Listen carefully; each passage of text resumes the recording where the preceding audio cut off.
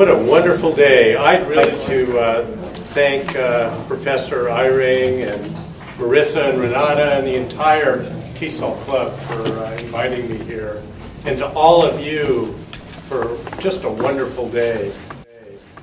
I just want to appreciate all of the talks we've heard and the focus we're trying to bring on the politics of adult literacy education. And I want to thank Jan for asking at the beginning of the afternoon how our political frontrunners are going to address adult literacy issues in the country, and to Chris DeSandro and many others for reminding me that we haven't really answered that question yet, have we? I haven't heard any of the frontrunners, from Cruz to Sanders, address this issue. Have you? No. So I hope by the end of the evening we can maybe talk about why that is, or how we can get them to pay attention, because I think they really need to. But I'm still very optimistic, even if that's a discouraging sounding note. Just from what I've heard today, it reminds me why I got into this field half a century ago, and why it's still vibrant, and just warms my heart to listen to all the commitment of the individuals and the programs and the initiatives. And you guys are just doing great work. Keep it up. And there's a lot of work to do. It really makes me wonder, and I've been wondering about this, taking notes about my PowerPoint presentation and saying, wow, this links to that and that links to that. Do I really want to say that? And where I am is I'm just going to go with it, and you may have to bear with me at a couple points, because I'm always in the face of the passion and commitment like this, always afraid that the research I talk about is going to kind of seem trivial, or kind of seem like science penetrating into the obvious, telling you things that you already know from your own experience and in your own hearts. But I think there's something in there that can help us shape the political path forward a little bit. A few clues, I hope so. So if I can want to do that. So let me tell you a little bit about how this study was set up. This was a large survey, and I came at this survey as trained as an ethnographer, as a sociolinguist and a cultural psychologist. So this was interesting to me about how this had to be put together. I wanted to follow a large number of people over a long period of time to see how they acquired literacy and how that affected their life outcomes. So it's what is called a panel study. That is, you sample a group of people. In this case, it was about 1,000 who were randomly sampled from adults 18 to 44 in my hometown, Portland, Oregon. And they had to be in this sample 18 to 44 at the beginning of the study. This is representative of a local city. And you can ask later on, are things like that in Orange County today? Maybe not. But this was looking at one place at one period of time. And very importantly, as I think you'll see, it included both program participants in adult literacy programs as well as non-participants. They decided whether they went into programs. So that sets it apart from a lot of research that we have in our field that looks only at students. And of course, it's very hard to see what programs are doing if you're not looking at people who aren't in programs. And so that was one of the things we wanted to do here.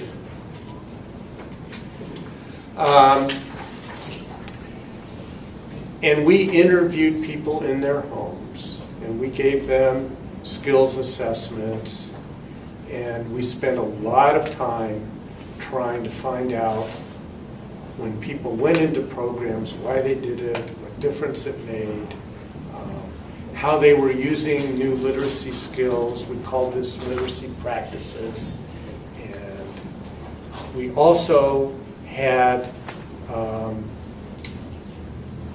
with individuals' permission, linked administrative data for post-secondary education, GED, and employment and earnings.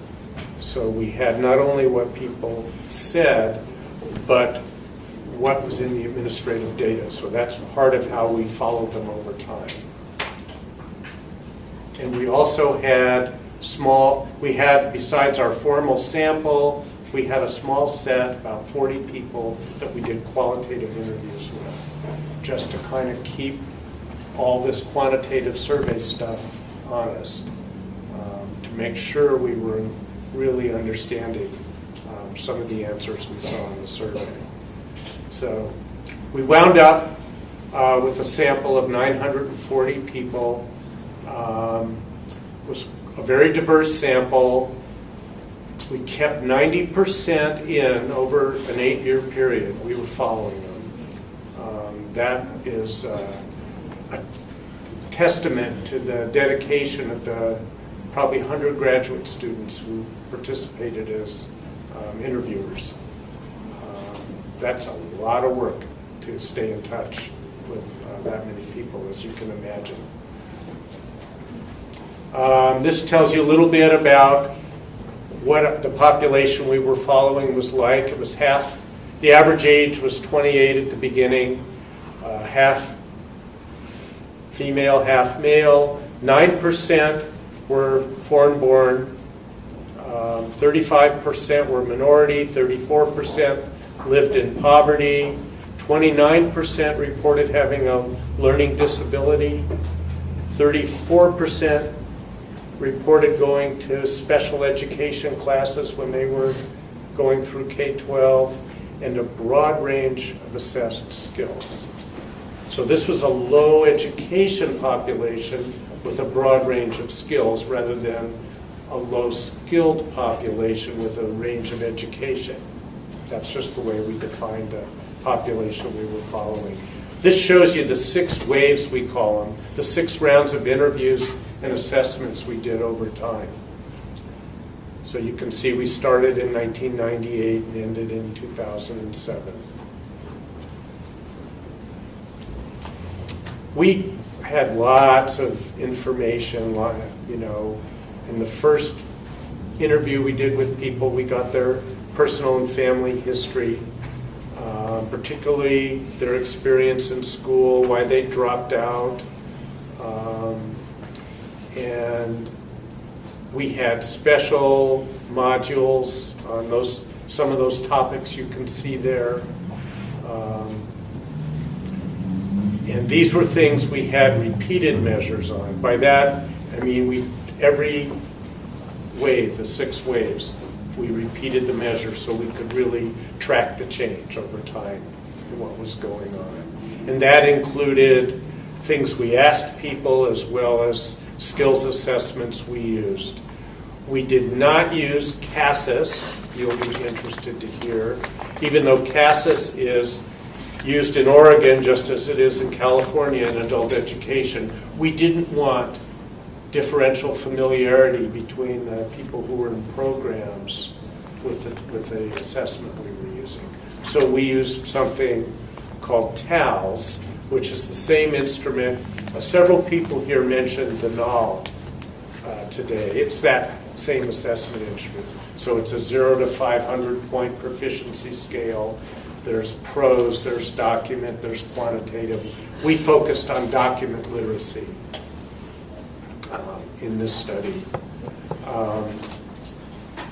And we asked people about these things every time we interviewed them.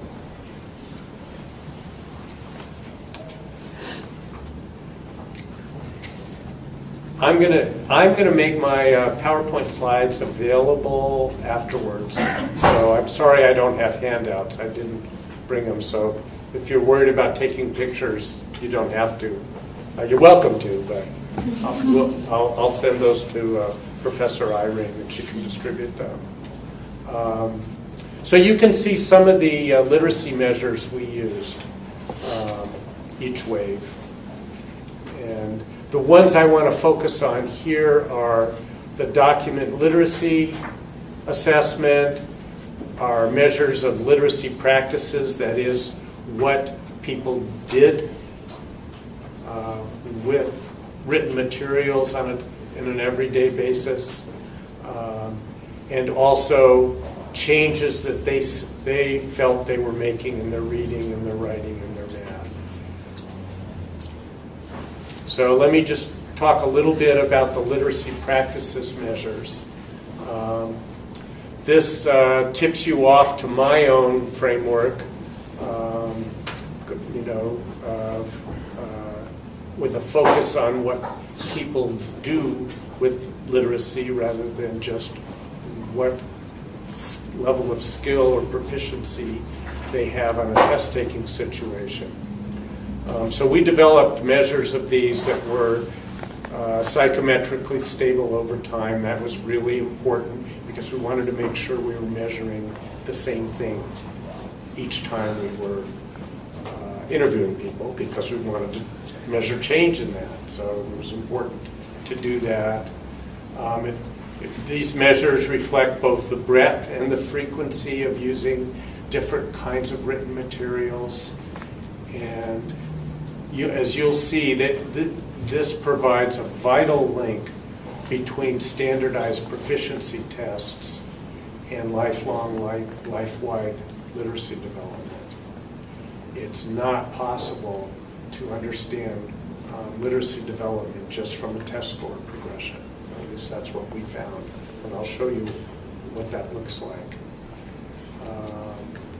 So, remember I said that we had a random sample of our target population. If they went to adult ed programs, that was up to them.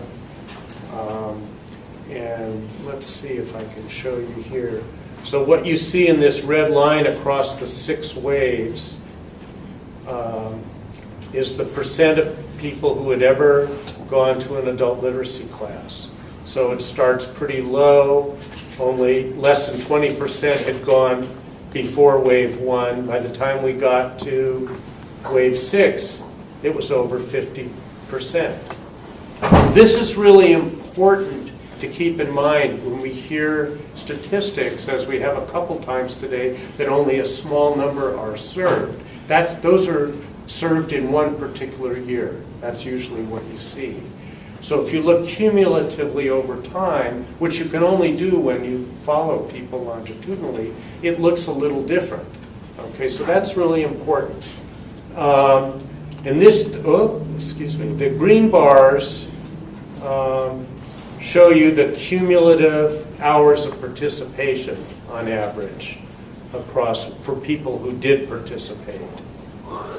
And that's on this scale. So you can see, even though a lot of people participate, they don't accumulate a lot of hours on average.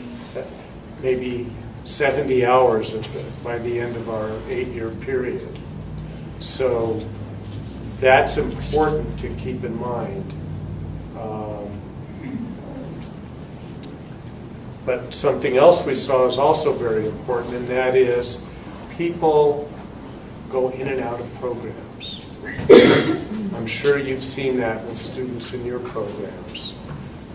And so you can see here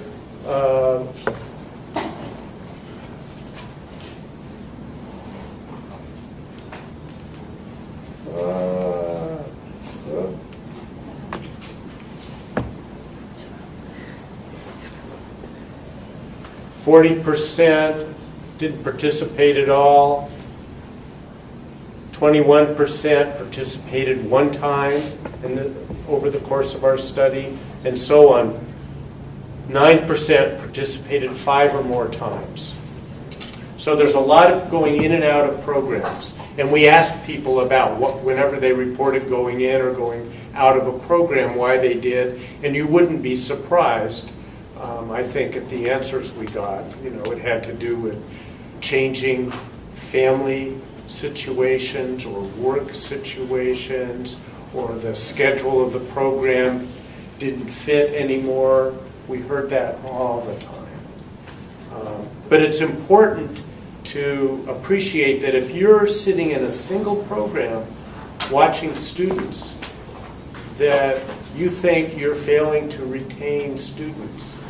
They're actually going in and out over time of multiple programs. It might be yours, it might be someone else's. So there's more participation going on than is typically seen from a program perspective. So that's one of the ways things look different from the person perspective than from the program perspective. Something else we saw a lot of, we called self-study, which was people on their own, not as part of a class or an assignment a teacher gave them, working on improving their basic skills or preparing for the GED. And we spent a lot of time talking with people in qualitative interviews to make sure we were understanding what was involved in this. And we have a lot of detail about this, but it's kind of an interesting phenomenon, because that's something we often fail to realize, is that one of the impacts of programs is that it stimulates people to keep learning and keep working on their own. And then maybe they'll come back to your program or another program in the future.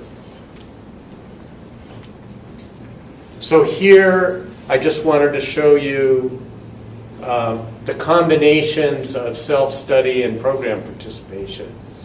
You can see the largest slice is people who did both. Not necessarily at the same time, but just managed to do both types of skill development over the course of our study. There was a group that did neither, but that was only 19%. So most of our population, in one way or another, is working to improve their basic skills. That's something we often don't appreciate when we say, oh, not many people are motivated to improve their skills. That's not what our data show. They don't all do it by going to a program. Circumstances may not allow them to do that, right?